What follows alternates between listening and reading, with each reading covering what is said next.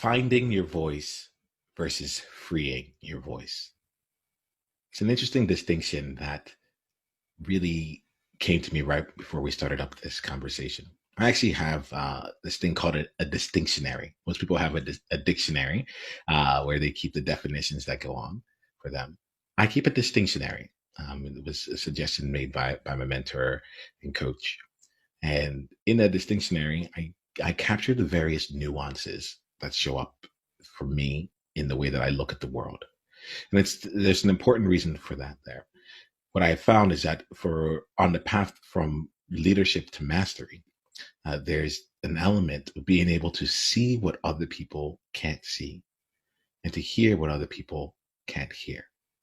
And what has really been a large tool to help facilitate that has been the element of nuance and distinction, to see the slight difference in the word, to feel the slight difference in the tone of voice, and to understand the slight difference in the cadence that's of language.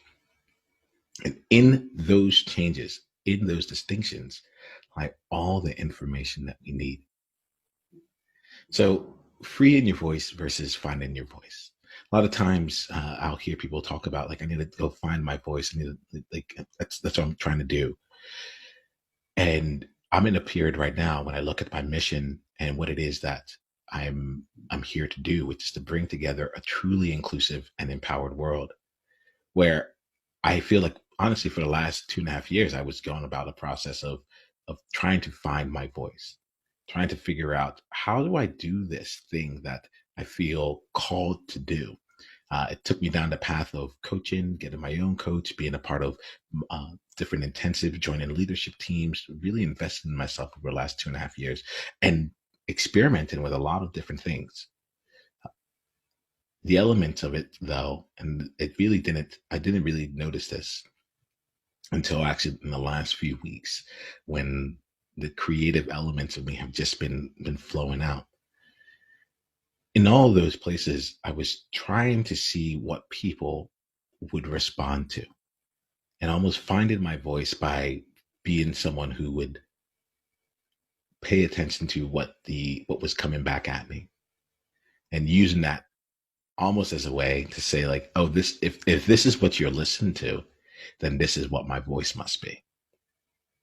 And it was really insidious because I've been aware of this distinction of finding versus freeing for months.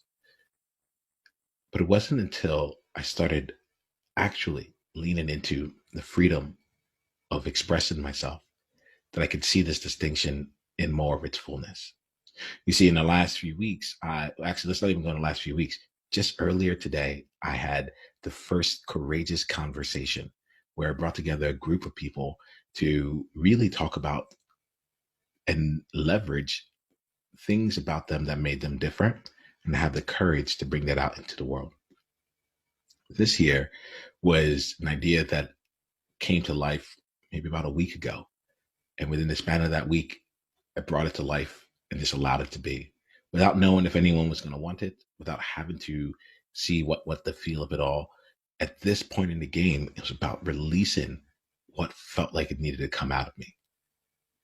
And that energy, that shift has been an important one to simply free what already wants to come out and to allow over time the different distinctions and nuances to come and play into that and help refine that which has been released. So where in your world right now are you working hard to find your voice?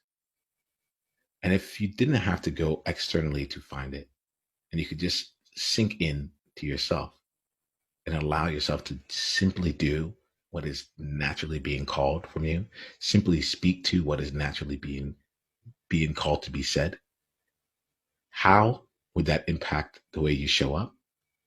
And how would that contribute to your mission? We're just getting started.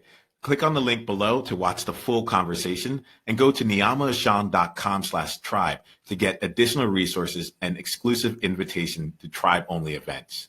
Journey on.